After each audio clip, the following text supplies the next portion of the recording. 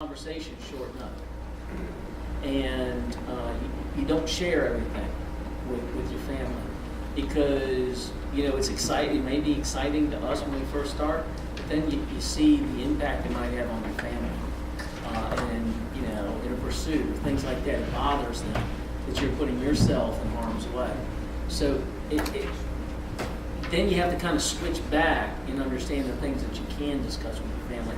My biggest sounding board is my wife, and talking to her, or she does most of the talking, but just listening to that and having that opportunity. We have a lot of friends that we work with, not just in policing, but outside of policing, that we can talk with. So there are opportunities. That doesn't mean everybody affords or avails themselves of that, but our supervisors are pretty well trained to look after the officers, and if for some reason we see maybe a red flag come up, and it could be a complaint, it could be a series of complaints, and then we look at the health and see what they can do. Okay, Dan, you want to take some? Dr. Jackson, Well, can I touch on it? Oh, go ahead, sir. Good evening, community. My name is David Bragg. I want to introduce myself. I'm the current chief of police here at Virginia State University. I'm going to go in a little bit of reverse order. One thing in reference to mental health, one thing I like to tell the officers, when you are off duty, you should always remove anything that has to do with police. That means not having knives hanging off your hands, pockets. Usually try to be free, put on shorts, etc. So you can be regular. Get out the mindset of being a police consistently. Make sure you have friends that are not law enforcement. So you can have interactions that's normal and regular. You're not talking about law enforcement all the time. So because when you do it, you find that, I know the officers can attest to this, that you consistently find yourself drinking, hanging, vacation, etc. with other law enforcement and not regular community. So you want to indulge in your family life outside of law enforcement. So that's very important to kind of separate the two and spend time not thinking or talking about law enforcement at all. And that mentally, that helps a lot. Now, let me go and talk about law enforcement issues that you have seen or heard at Virginia State. I've only been here 2 months, so I can't really speak on exactly what happened and what was done. So what I can tell you is what we're going to do going forward. So first, since I have been at the top of the helm, I have spoken with each officer multiple times and have laid the foundation of what our police department is going to be about. And that's going to be about respect, professionalism, showing honor and decency and compassion to every person in the community, VSU community, and in the surrounding community, period. I have told them there's no reason to waver. There is no waiver, period. They will respect and do the right thing at all times.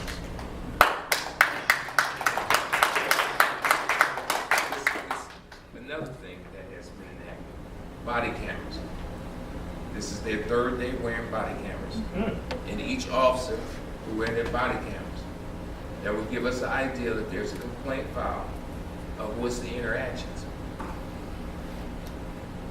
We are going, I know this may seem a little bit on the negative side, but we're going to tasers so we can lessen the hands-on-hands interaction, which seems to be a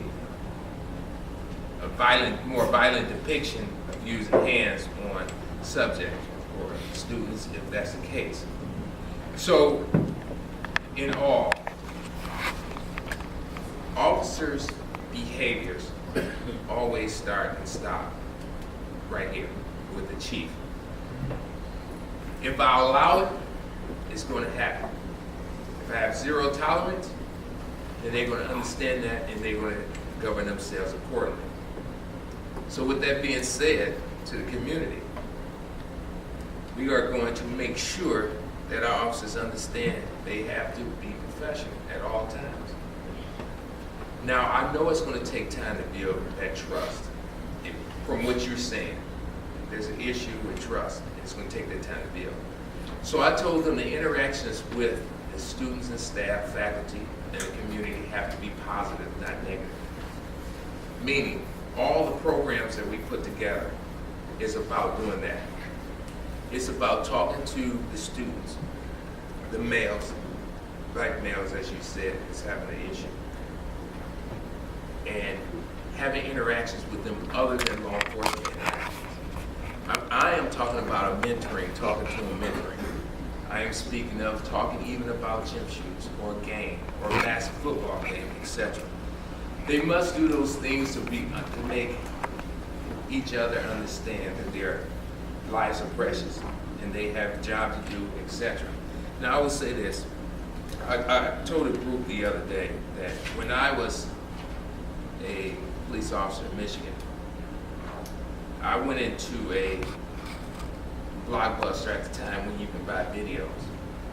And one of the males came up to me that I had interaction with in Detroit and said, I didn't know you guys watch videos. Why are you in here watching videos?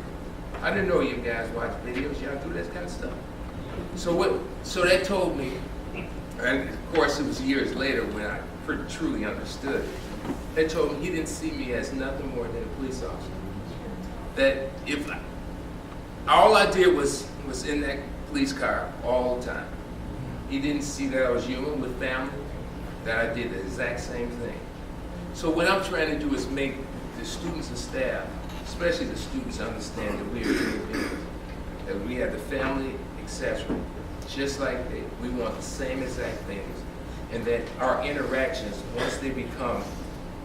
once everyone can see that they get the respect and love for each other, it'll be easier for us to deal with.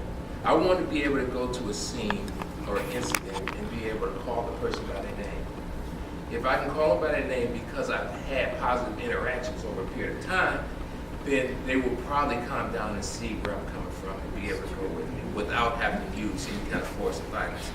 So that is what we're trying to build. Do I know it's going to take time? Yes. Is there going to be some heartburns and some heartaches in that period of transition phase? Yes. But I will say this, my commitment is unwavering. My word has to be my bond, because if I lose trust, I'm going to lose it for a long time. So I have to stay firm in my belief, in my vision for our police department. So I thank you for your question, and we are trying to move forward from this point on. And I always say this to anyone in the community: feel free to contact me. Feel free to talk to me about any problem you have. Maybe we can resolve it. This is how we communicate at any point in time. Thank you. Thank you. Thank you.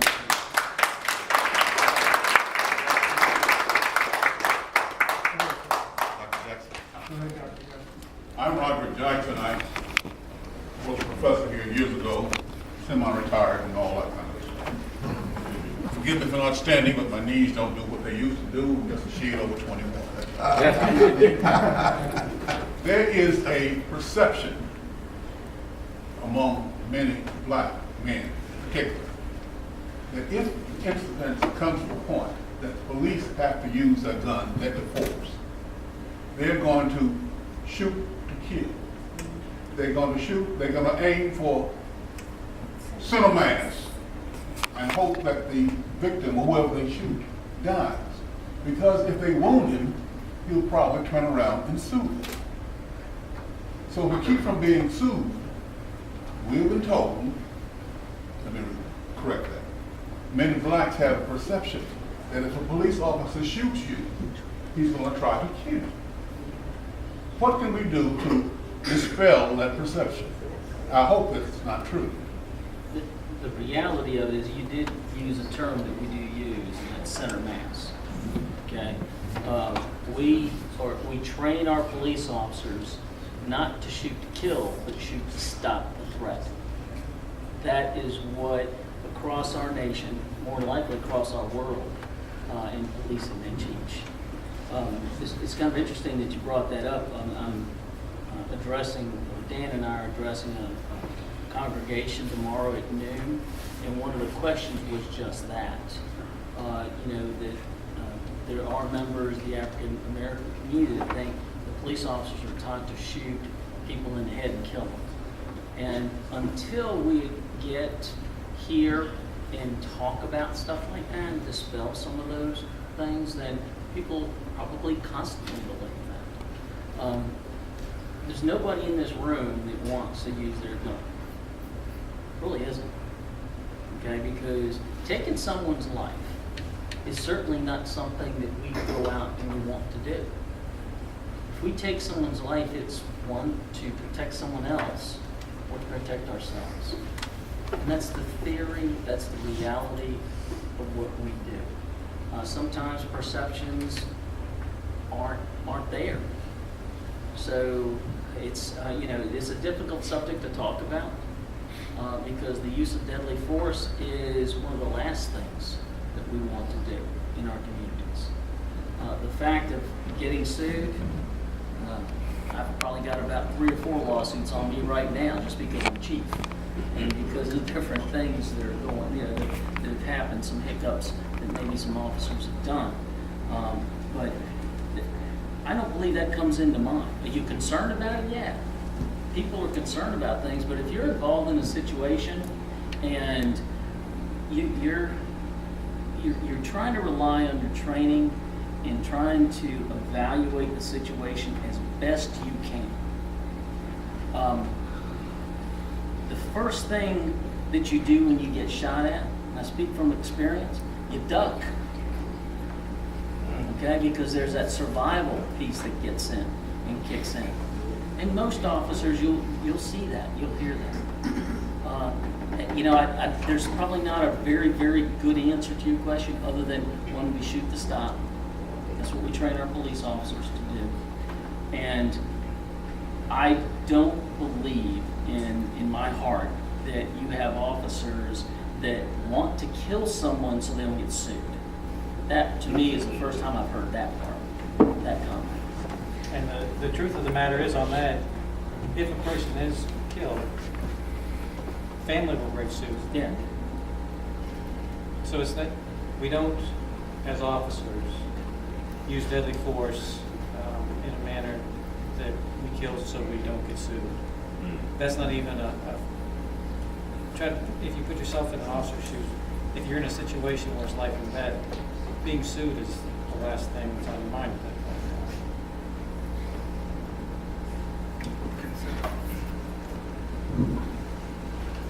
I want to thank all of you for being here, for Reverend Moses, this church, and this community. I'm from across the river, Petersburg. I know you've heard of that. Yes, sir. We'll get our finances straight next week. Don't get started. Being prime military, I didn't law school brother in Vietnam. I would ask this question. A lot of our servicemen come home with conditions needing treatment. Their health. There was a health question asked over here as to what do you do to maintain your mental health.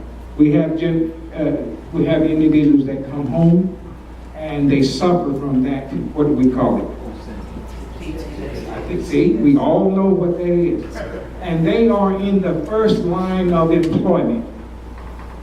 They know how to handle a gun. And I almost fell into that same syndrome until I met Reverend Moses. That's a different story. And I saw other employment. But that is a problem, and I think we all recognize that it is a problem. It's a health problem. It's employment. Who doesn't want to be employed? Who doesn't want to hire an ex-service person? I think they should be first in line for policing the community. But that is a very vital question and health problem that we should try to address.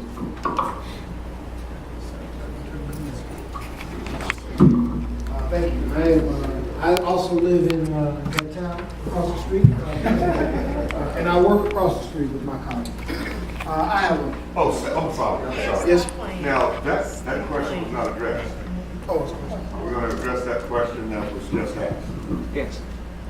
Specifically, I thought it was a comment, mental health.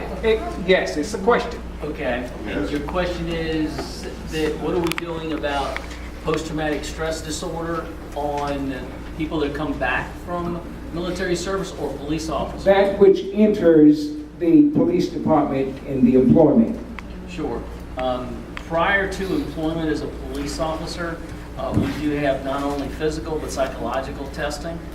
And we look at an individual's background to determine if they're prior military, what type of operations they were involved in.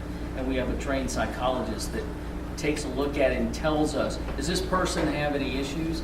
And quite honestly, sometimes there are some twinges of issues that currently are being helped through the VA or through other mental health pieces. But those twinges are not to the point that would hamper their abilities to serve as a police officer. Can I go No, further? no, go ahead. Are you finished with that? I think so. Yeah. I don't know. Also, what we have Okay. in law enforcement is probationary periods.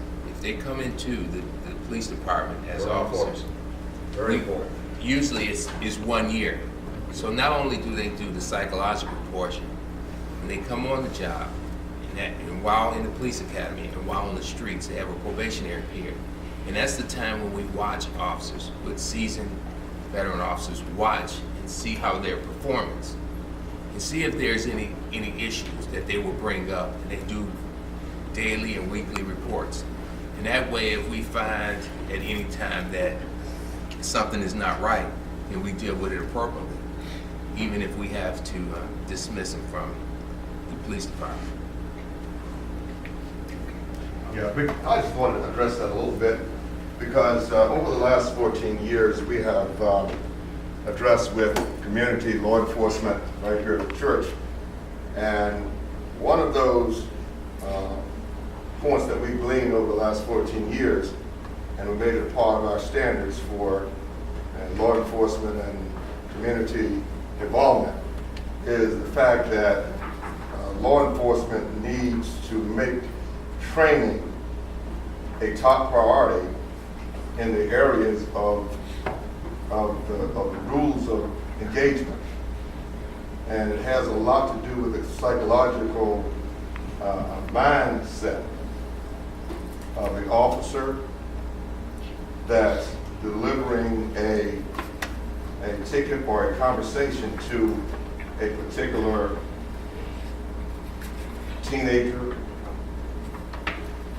male, black or white, it really doesn't matter. But the overall point is that there is much training needed in the area of the mindset of, first of all, being a police officer, which kind of puts you or elevates you to a particular point of you're in control.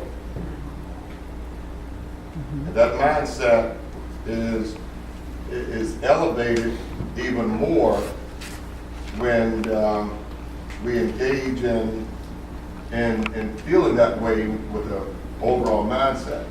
And we need to kind of, and we basically came to the conclusion that we really do need to, as the chief over here just said, it's very important, that particular time span that you use to evaluate the actual work experience and the work ethic that you're going to find with officers is going to be very, very important to be able to make sure that they don't have any undercurrents of arrogance.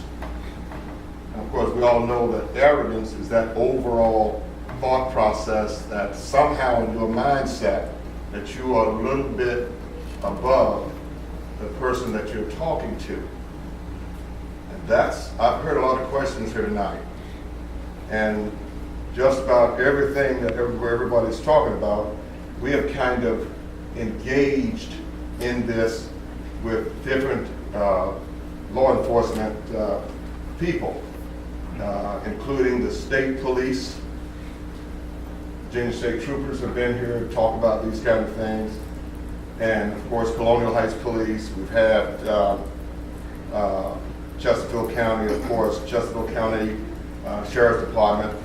And they all came down to the fact that when it comes down to that mental process, it's hard to detect and it can be hidden. So that's why I like this idea, and I know that Chief of Police of Chesterfield County, I know you guys go through the same procedure, but it's very important because that question is a very important one, and I just want to make sure that we address that. The term is field training, or Okay. you have on-the-job training. That's what we refer to as field training. And quite often, our trainers in the basic academy are able to identify flaws in character. And we have roughly around a 20 to 30% turnover rate just in our basic academy class because of issues that we identify, failure to be able to train and perform their duties that we expect them to do. So it's just not automatic. So yeah, it's a high turnover rate. Sorry about that. I'm sorry. Okay, I have questions. I will go ahead and introduce myself before Dr. Spencer tries to. My name is Mukola Abdullah. I am the president of Virginia State University. Thank you. With all due respect to you, Chief, I do believe that we have the best chief in Chesterfield County. You don't know me Chief yet. Bradley.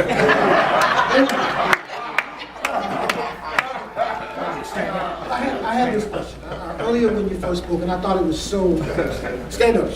I thought it was so eloquent. You said you don't want to be judged by the actions of others who are doing the wrong thing. And I certainly concur. It is certainly true that you all are here, are men and women of honor. There's a phrase sometimes spoken in the church that sometimes we are preaching to the choir. And I think you are, in fact, that choir. We know where your hearts are. You have displayed them here today. I know that one of the challenges that exists is that sometimes when officers don't do the right thing, there can be a perception that they are not disciplining accordingly. And by the way, as president of Virginia State University, some of this question is to me, right? So I'm not taking myself off the hook. I'm on the hook too. But the question becomes, how do we,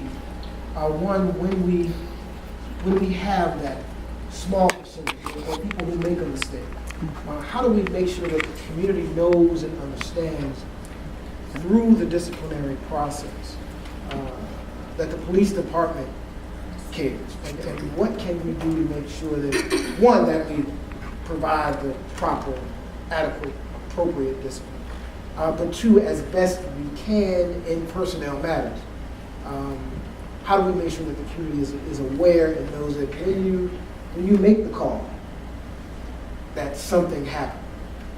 Thank you. And I'll let AJ take some of this, but and this is something that we've been talking about for a long time.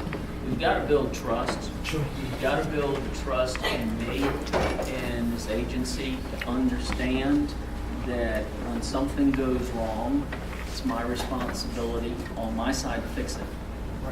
And you can't, and that takes time because you've got to build that relationship. AJ, you want to take the rest of that? Sure. I mean, as far as I do. And I think the key word is trust, and we have to earn it. You know, the amazing thing about trust, it takes so long to build up that trust factor. In the blink of an eye, we can lose it. But I would tell you, as I stand here today, I've had a front row seat behind the scenes as to some of the things that go on. And unfortunately, when you talk about personnel matters, we can't come out and fully disclose what the actual action was. If an officer is terminated as a result of something, we can't step to the mic and say, we fired that officer. We can't do that.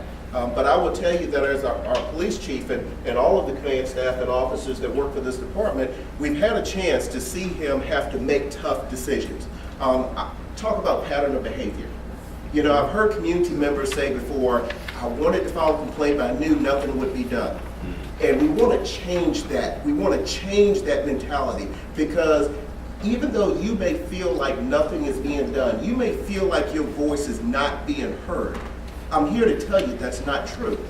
Everything is captured and is put in, we say put in the system, is put in the database, it's there. If there's two people involved in a conversation, Captain Stark and one of you, and there's only two of us, and there's no recording device, and you feel that my actions were inappropriate, or I've said something to offend you, and you file a complaint, that's a tough case to investigate. You only have two people, and they both are saying the exact opposite, okay? So some would say, I'm not gonna file that complaint because it's my word against his.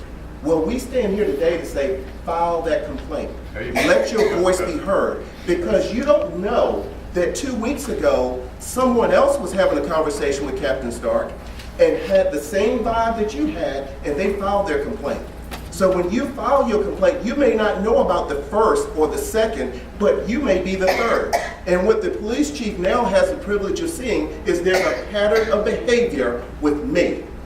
And if everyone is saying the same thing, but all of you don't know each other, and you've met me on different days of the week and different days of the month, but the message is the same, I don't know how to talk to folks, there's a problem.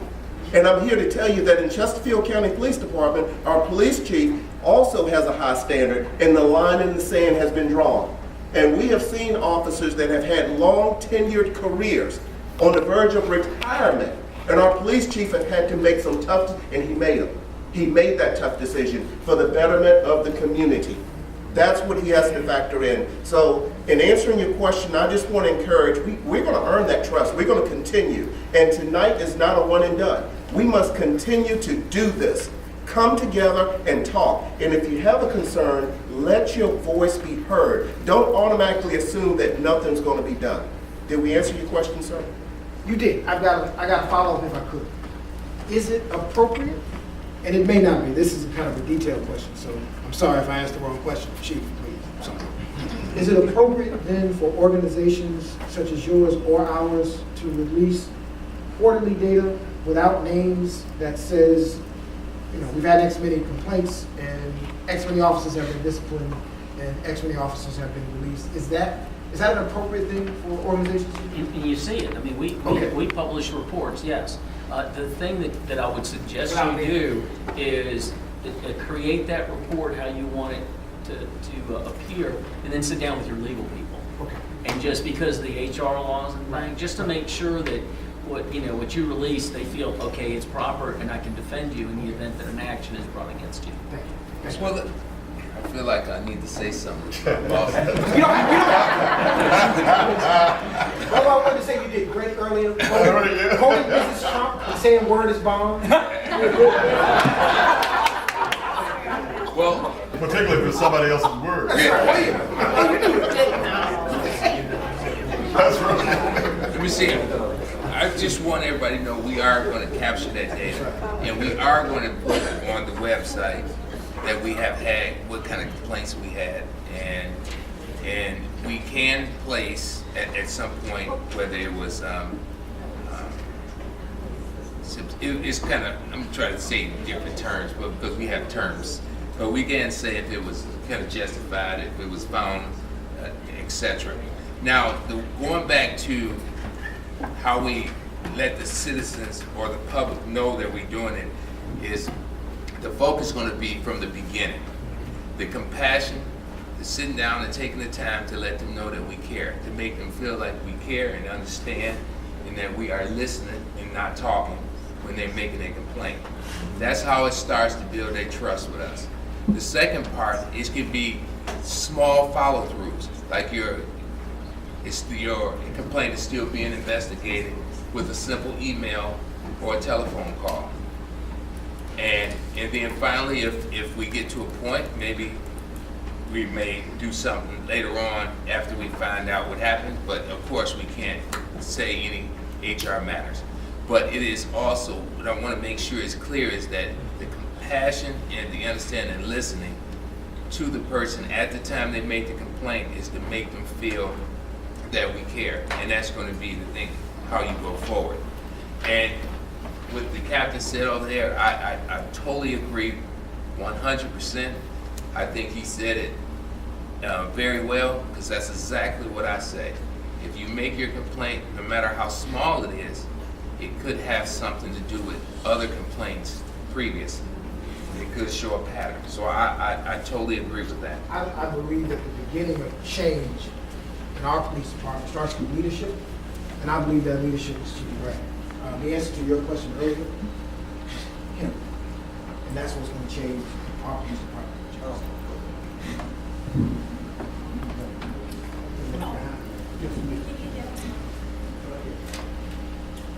Good evening, everyone. My name is Danella Anthony. I'm sorry. My name is Danella Anthony. I'm a stay-at-home mom. And I have been working with children for over about 50 years. So I've been long-term at trying to understand some of the things that have been going on in our community. All right.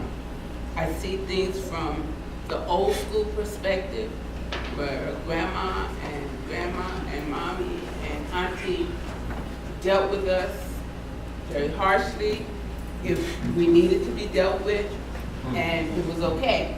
All right. So that they could deal with us before the police had to do it. And I have lived through the 60s, the 70s, the 80s, the 90s, 2000s, 2010, and I am seeing so much of the breakdown of what they said, because they took prayer out of school, because they took other things out of school, they took honor out of school, that young people don't honor, don't respect, don't care. My question is, seeing it from PTA mom, United Parents Association mom, a New York City mom,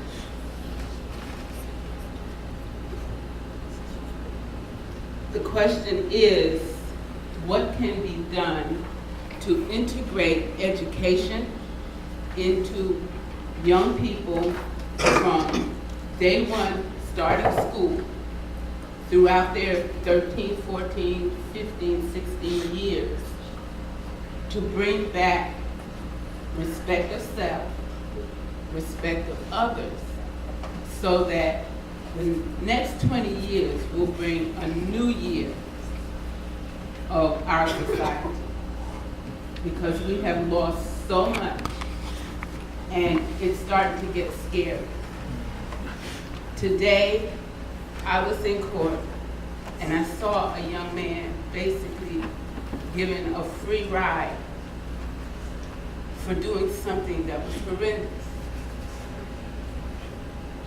And I saw a young lady who was scared out of her mind because she felt that he's been given the opportunity to now search me out and terrorize me, my family, my community. And I understood how she felt. Our lives not only matter, all life matters. Amen. I lived, starting in New York, going through the South, going to a foreign country, seeing moms all around the world. All moms love their children. All dads love their children, whether they're Asian, African, Hispanic, and African American, European, it doesn't matter. All life matters. And we need to get back to how do we get the love and the care and the respect of each other back into our society, that all life matters again. Thank you. I know there's a question, and it's a very good question, but I would like to defer to the educators in the room, because that's what the question really centers around. So let's keep it reals up. Okay? I'm asking you to answer that question. I have well, let me defer to Dr. Battles. I think the football was just passed. No? Defer first. And then I'll come back and answer after. Okay, yeah, it was a lot that was said. When you originally made your comment and question, I did think that we oftentimes put too much on organizations that should not have to necessarily concern themselves with certain instances and actions. So I do think that the question was more appropriate for educators. So I also, as a teacher, and especially right now, I'm teaching high school students in Upward Bound. I really do think that it starts at home, but I think that we also must acknowledge the structural inequalities that are ever so present in our society.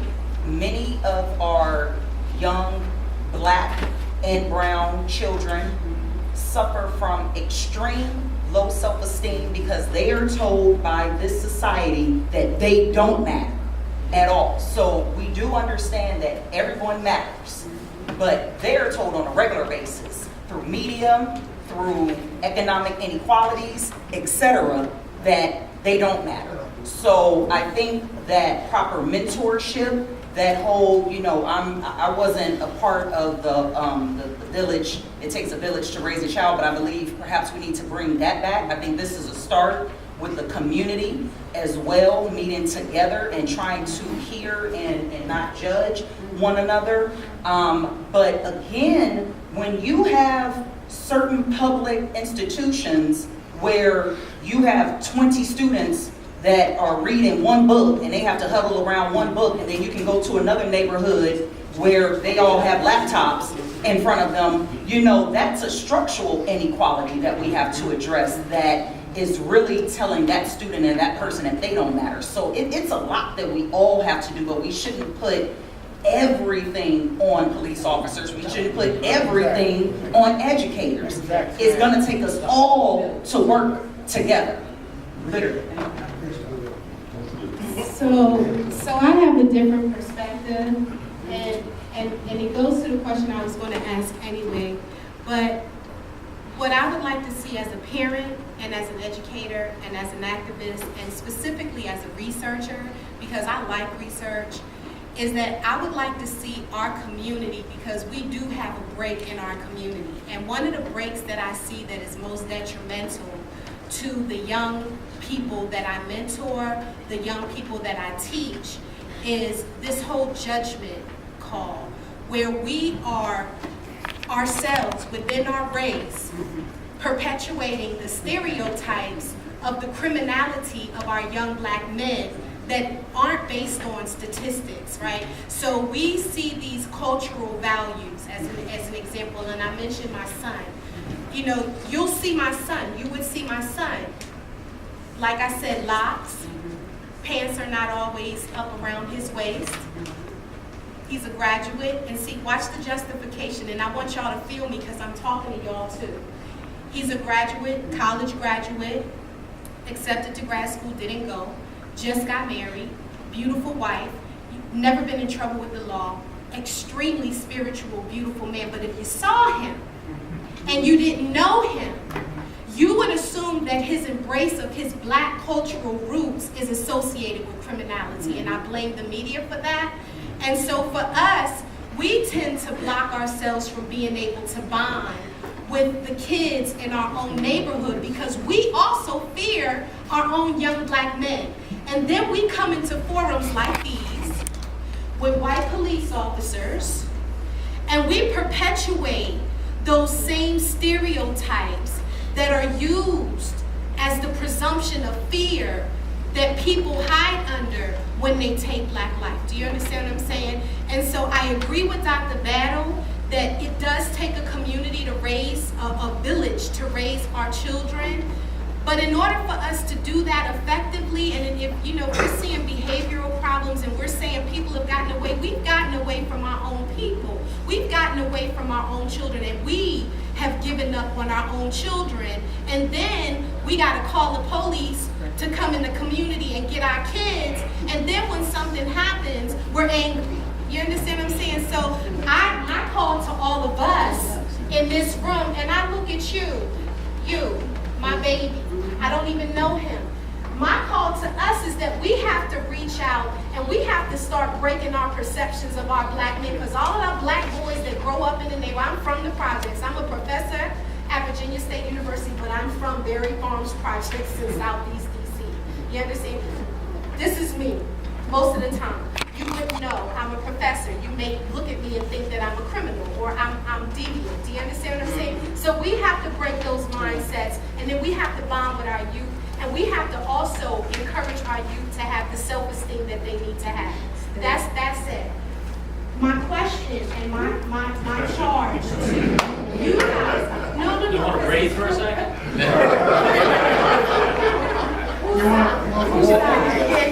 No, because I want to hurry up, because I don't want to hog your mic.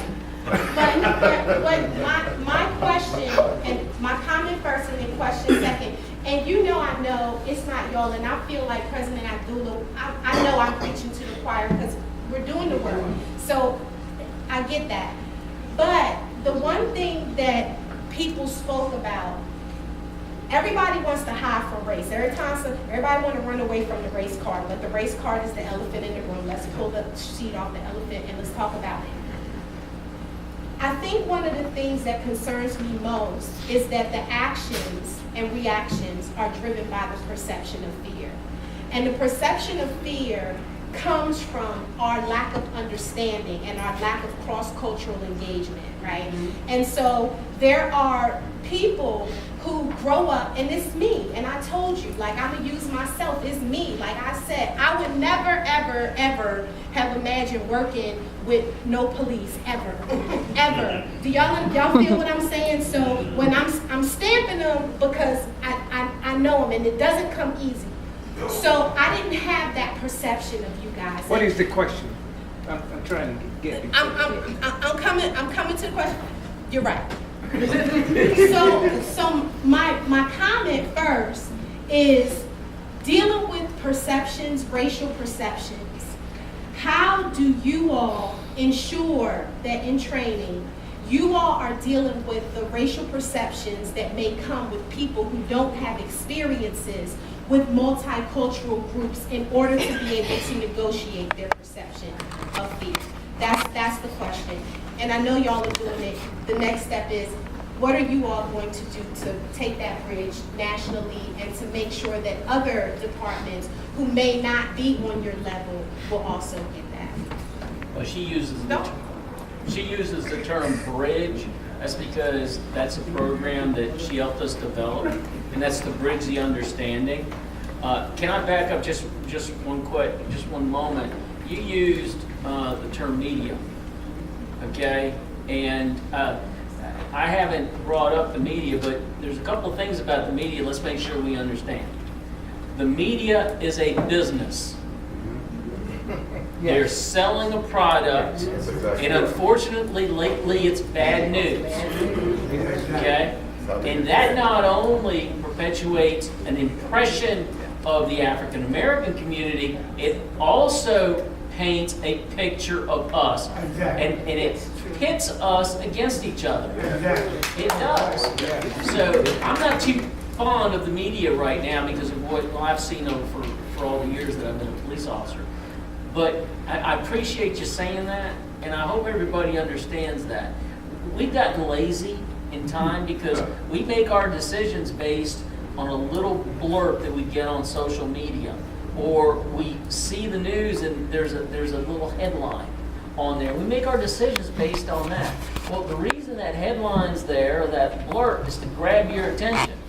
Not often does it tell the whole story. Right. And it's up to us to dig out and find out what the whole story is. So as far as what we do specifically, as far as training, exposing our officers, I'm gonna pass it off to him, because I'm about to. One moment with that. The comment is, thank you, Dr. Moses, for teaching us to be able to see from the worldwide view. I had that training. I know that a lot of people have not had my training. I was born in New York City.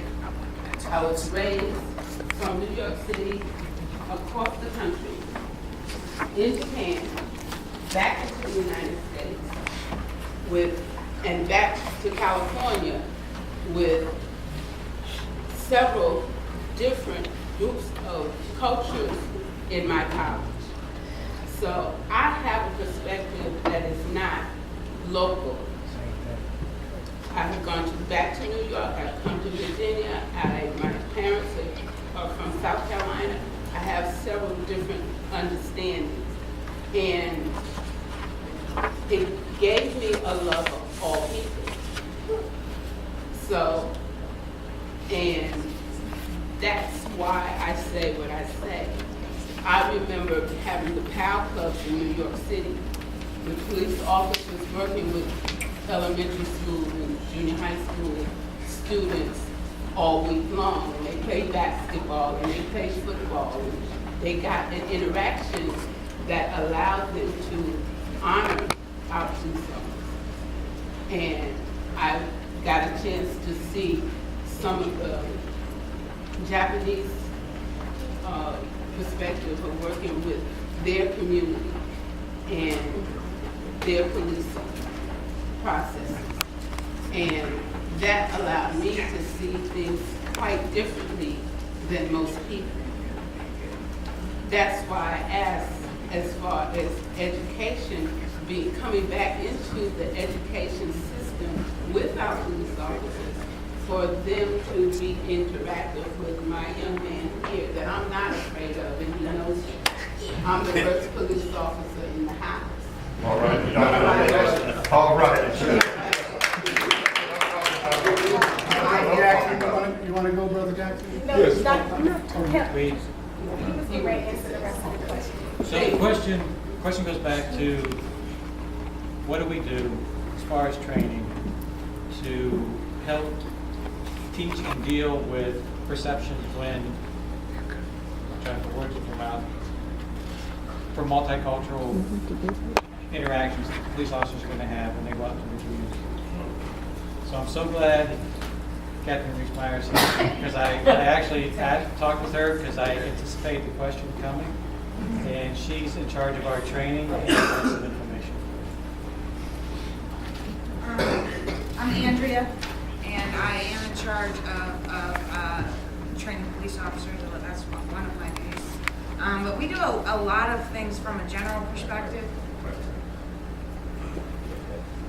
I'm bad at mics. I just want to let y'all know, and I end up going like this so I will do my best. But we do a lot of things from a general perspective.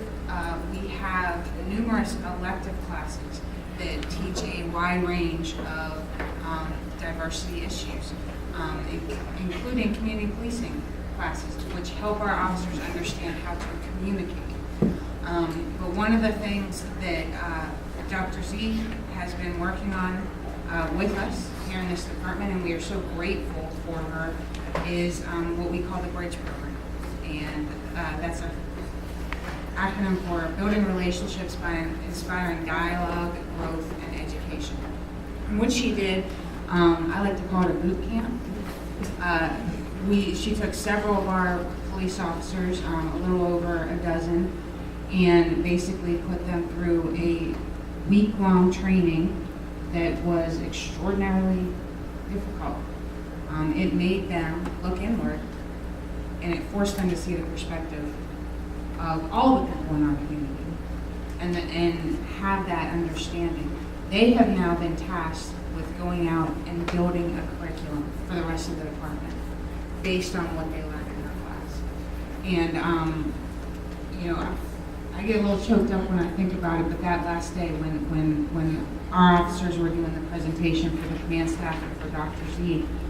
It was beautiful. They had really learned so much. They had taken what Dr. Z brought to them to heart, and they had really made an incredible effort to develop a good baseline for this training. So where we are with that, right now we are still putting the final touches on the curriculum. I have seen drafts of all the lesson plans. We are looking to implement that training hopefully in 2017, the beginning of 2017. We don't have a date set yet. Once we start sending officers through that program, we do have plans to bring it out and allow first our regional partners, and then we'll go from there. We certainly have very lofty goals for the program. Usually what happens in a new program like in our profession is we open up seats in a class for our regional partners, the Tri-Cities area, the Metro Richmond area, and they send a couple of folks, and it's kind of a sampling of what we have, and then we go from there and we build it. Sometimes it may seem a little bit where it takes a long time, but I'll be honest with you. Right now, we're stretched on resources, particularly staffing. When we bring in, say, a dozen police officers to teach them, that means I have a dozen holes on the street, and we don't have the backfill. So those are our problems. We're still going to get it done, but those are things that why it may take a little bit longer than what we would like. Yes, sir. Brother Jackson,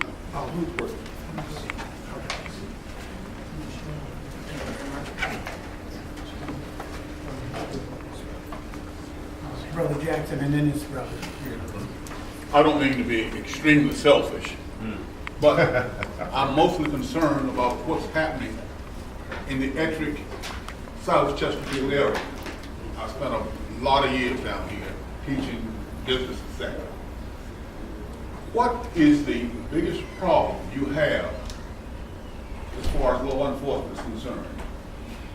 Look, African American youth, when you are called for an incident, what's the problem? What's the biggest problem, and what can we as a community do about it to help you? The frequency, you mean? The frequency and the actual problem itself. Is it drugs, shooting, or what? Dave Shant, the South Division Captain of the Whitfield Hospital here. He's down here every day, but I won't pass the buck. Ettrick, I look at the reports that come in for this area all the time, and it's not always consistent. We'll have a rash of burglaries that are happening, people's sheds get broken into at night, and then we'll have a spate of robberies. There may be 2 or 3 a month for a period of time or more, but it's never consistent. The one consistent thing is the calls for service that we get from the community regarding whether it's juvenile issues or people smoking marijuana out in public, and the drug trade. And the one thing that I would tell the community is to call us and to work with us, because we've had success, particularly now that we've got a permanent community policing presence, 5 days a week in here, that he's been able to establish those relationships, and people have begun to trust him. Once those folks in the community that don't care about their neighbors and will engage in whatever activity they want, regardless of whether it's lawful or not, once they get the idea that it's not just the police that won't tolerate it, it's the community that won't tolerate it, they'll find somewhere else to go. So, the major crimes like robberies and shootings and stuff like that, those are hit or miss. We've had problems in the past, but it's not something that I look at and worry about Ettrick, because those kind of crimes aren't at the level that I see in other parts of my division. But there is a lot of what some might consider nuisance crimes. When we get the calls from the community and we try to deal with them the best we can. But my advice would be is to communicate with us and share with and work and be willing to work with us, because we can't fix the problem on our own. Because the truth of the matter is my guys are out there driving billboards around, and the bad guys know, or those that choose to disregard the law and inconvenience their neighbors know that once the car is gone, they'll go back to engaging in that activity. But if they know the community is looking out for each other and that they're not going to be able to get away with it long, it becomes more of an issue for them, and they'll move on. That's the experience that we've seen so far. Does that kind of hopefully answer your question? So, bottom line, so a lot of drug use and a lot of mischievous behavior, for lack of a better word, with intermittent periods of serious crime. Are you saying the same thing? You heard the same thing? Absolutely. I'm agreeing with that. Yes, sir. What my follow-up, it's probably incorrect, but I've heard that if a kid is on the corner smoking a joint, technically it's illegal. Is it? Yes. He has a joint, he can't smoke it. How much does he have to have to be illegal? And if that kid shares his joint with 4 or 5 other kids, are they all guilty or as guilty? Do you arrest them all, or just that one? Generally speaking, possession of any amount of marijuana in the Commonwealth of Virginia is illegal. Now, how it's determined how illegal it is how much you have and what you do with it. But that being said, the marijuana cigarette that you're talking about is a misdemeanor. And we generally afford our officers discretion on how they deal with that. So, and with the amount of information available today, should that officer respond to that call and encounter said juveniles that are in possession of said marijuana, he has ways to find out, well, is this their first time? And if it's their first time, maybe he's going to take it, he's going to write a report, he's going to report the encounter, because that's important. But there is a certain amount of discretion that goes along with it. But ultimately, if it's not something they go to jail for, unless it's a significant amount of marijuana, and even if it's an accommodation where he's sharing, even if that's deemed, what they call a misdemeanor distribution, that's still a misdemeanor. And as long as they don't have outstanding warrants, or they fight, they run, or they have a history of not showing up to court, then they'll be released on a ticket. So that's how that works. If they've got a pound, they're going to go see the magistrate. And I hope I'm right. I think you are, sir.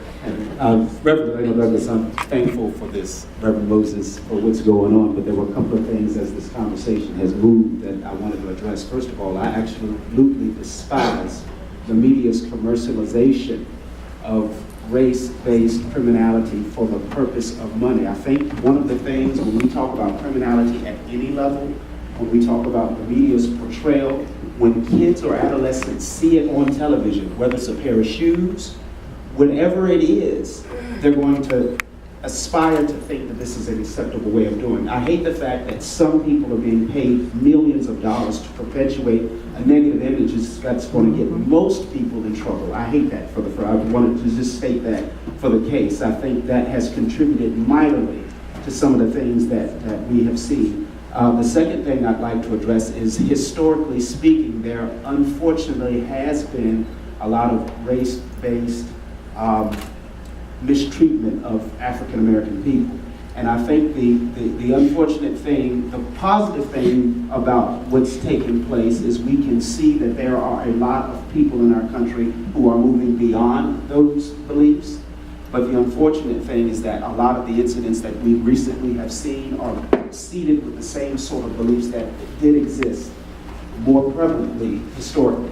So I think it's one of those things where it gives us an opportunity to say we are progressing, but we still have a lot that we need to progress beyond. And I think that's some of what we are seeing. A lot of the situations that we have unfortunately seen have been race-based on both sides. And I think that might be, again, that elephant in the room. I think that when we talked about community, I think asset-based community development, as you stated earlier, community members saying, hey, we don't want this, I think that's one of the things that we can really do. And I really love it when we've had the opportunity to work with members from Chesterfield County, because I think one of the most powerful things that we can do to kind of move in another direction is to actually start not just being in the same places, but doing things together. if we can have people build habitat houses, I mean, whatever we can do that's productive, where we have people from diverse areas working together, that's when the transformation really starts to take place. So when we talk about it, I know people have said for years it takes a village to raise a child. Guess what? It takes a village to build a village. And one of the things